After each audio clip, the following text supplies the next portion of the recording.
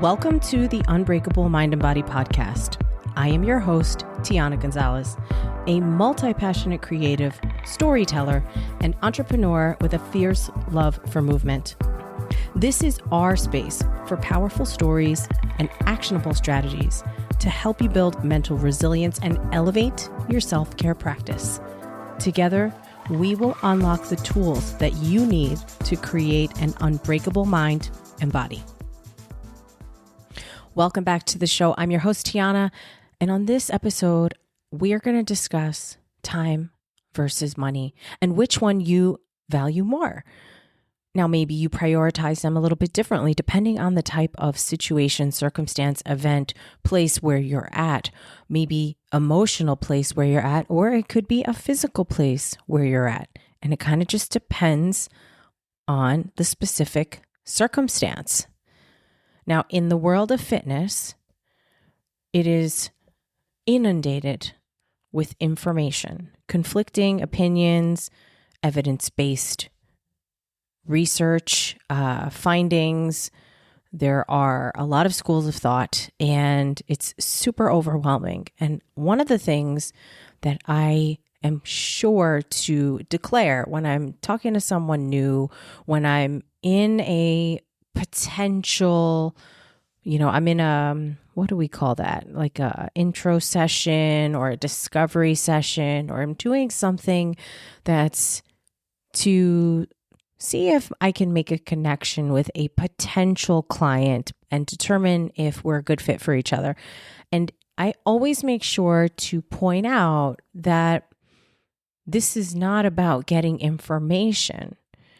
What I do is not about giving information away.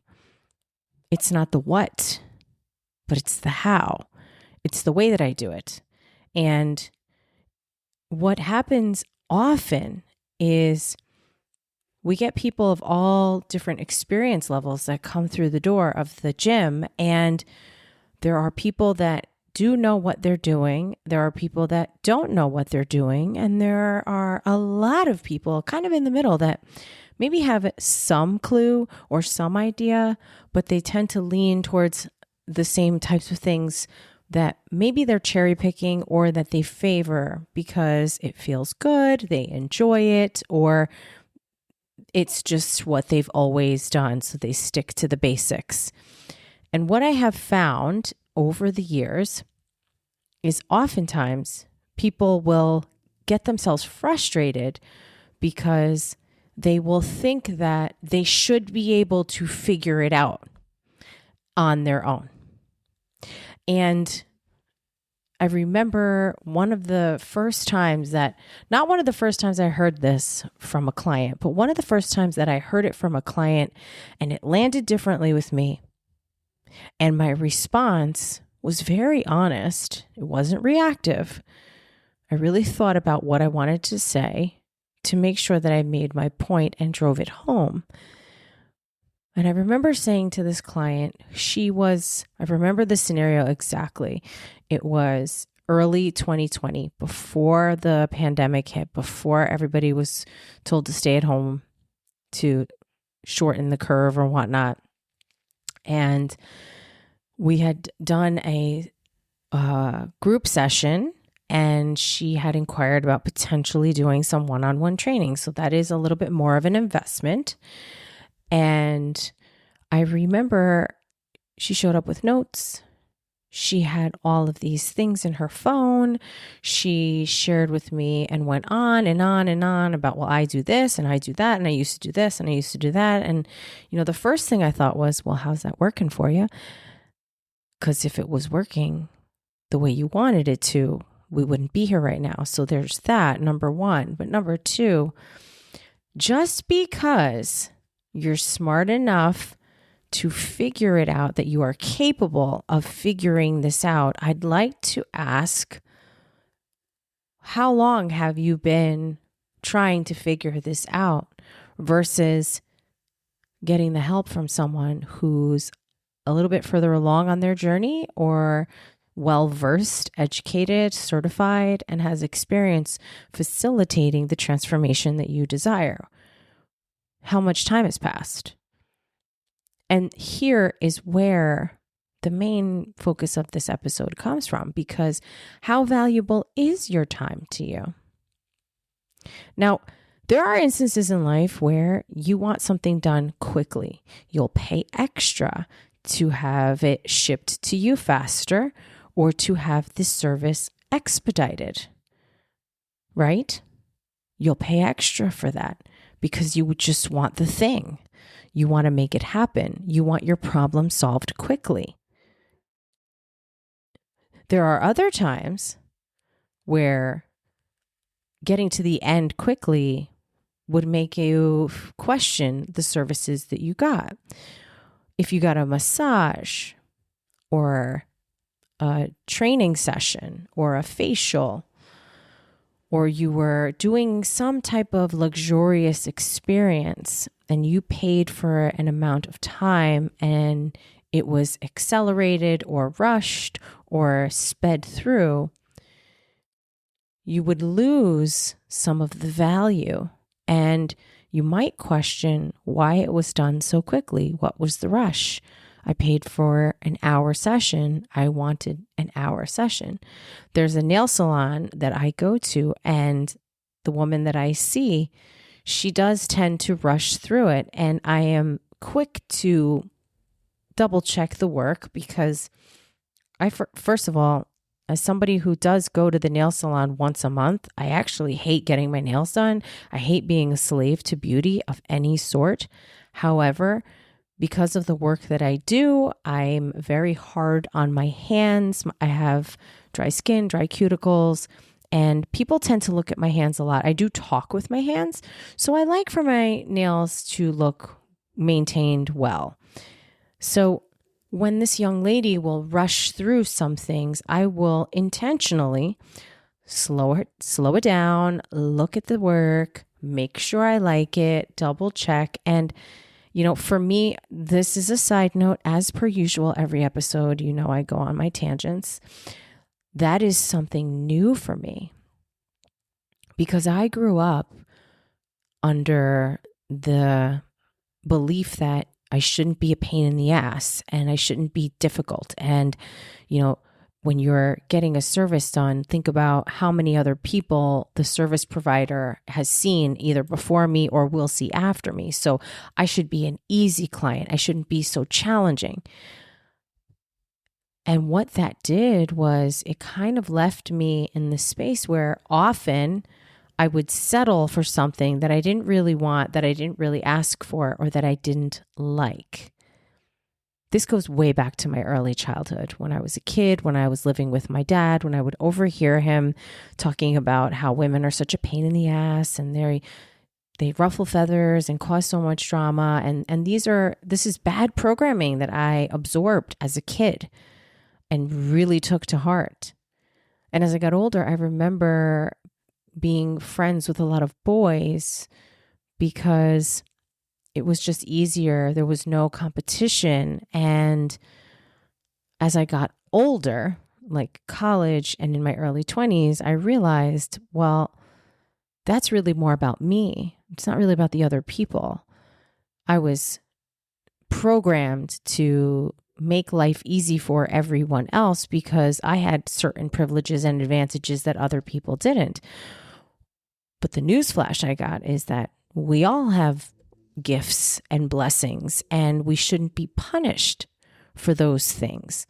We should be encouraged to tap into the gifts that we have and then develop them, refine them, and become better, and then share with those that we care for and those around us. That's how you make the world a better place. So if you have a gift, you can use it. And for me, I always tended to, make people laugh and get people together. I'm good at organizing and making plans.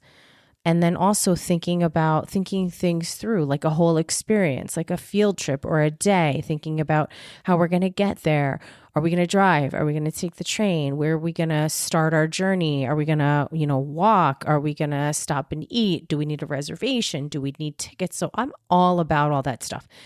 Probably in another life, I could have been a great travel agent. One of the many missed opportunities because I have so many interests.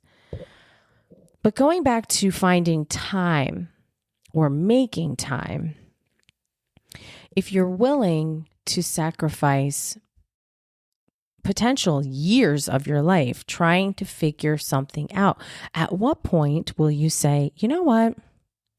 I think I need help. This problem is bothering me. It's taking me too long. I feel like I could have been further along than I am, and maybe I need to put the blinders on and stop being attracted to the shiny new objects that are dropped in front of my path along the way and stay focused on the task at hand. Stay focused on what's really important. And that is where a professional will come in to play and help you stay focused. But for some people, there's a huge feeling of victory, of joy, of a sense of accomplishment because they figured out that problem that was bothering them for so long. So think about in your life where you may have some challenges or where you may be struggling with something. Where could you potentially make a little investment and accelerate the process? We can learn from our homes, from our phones, and from our computers, but that will never replace getting a formal education in a specific line of work or field or opportunity. It will never replace hearing a professional, listening to stories and hearing experiences, real life experiences from real people, as opposed to reading stories about things on the internet.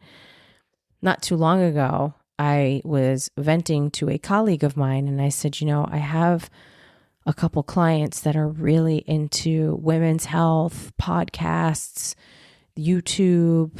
They love to hear, read, absorb all of this material that is out there about women and women strength training and how they should eat and how they should train and what they should do. And do they need to get on HRT, which is short for hormone replacement therapy?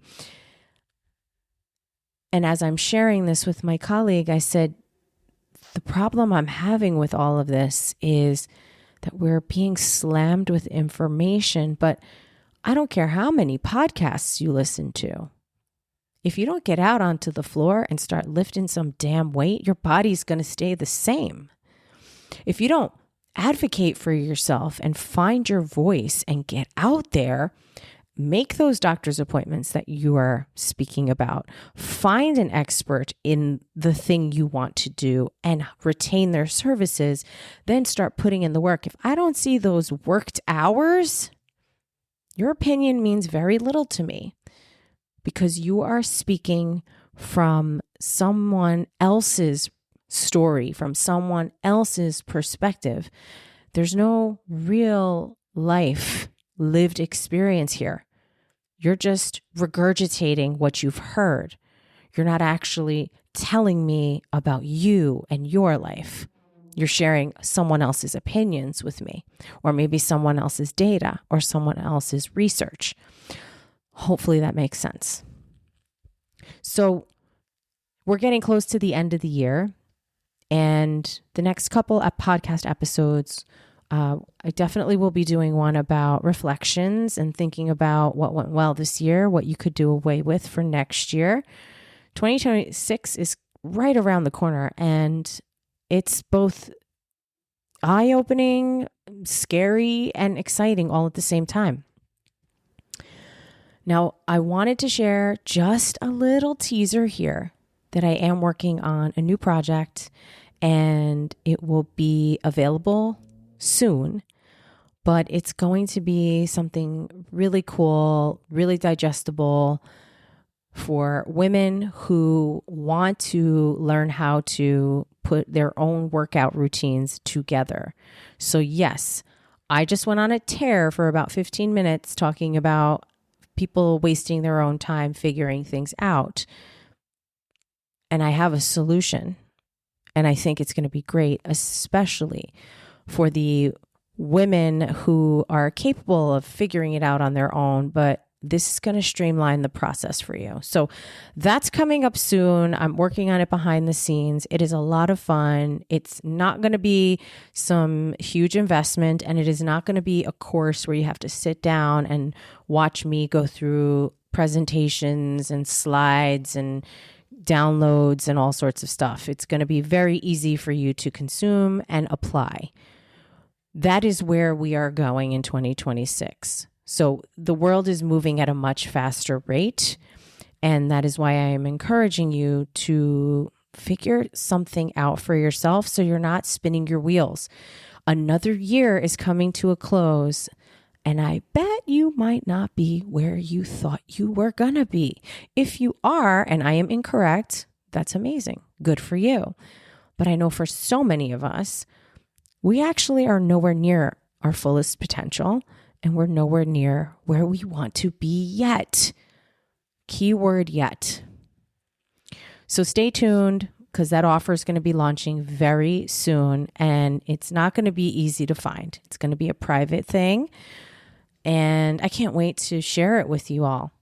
So think about what you value most. Maybe in each situation, the positions may change. Is it time? Is it money? Is it something else? And what can you do right now with the time that you have to move the needle forward? You hear me talk about moving this needle forward all of the time. And I want to get you on the hook. I want you to share with me what it is you're working on, career, fitness, something else. Send me a text. I would love to hear from you. You can check the show notes to find out how to do that. And if you could, please do me a favor. If you really like the show, please follow along so that you get each episode as soon as it's published. Share this episode with somebody you care about. Thank you so much for being here. As always, I appreciate your time, attention, and just sitting down with me for a moment. I'll see you on the next one.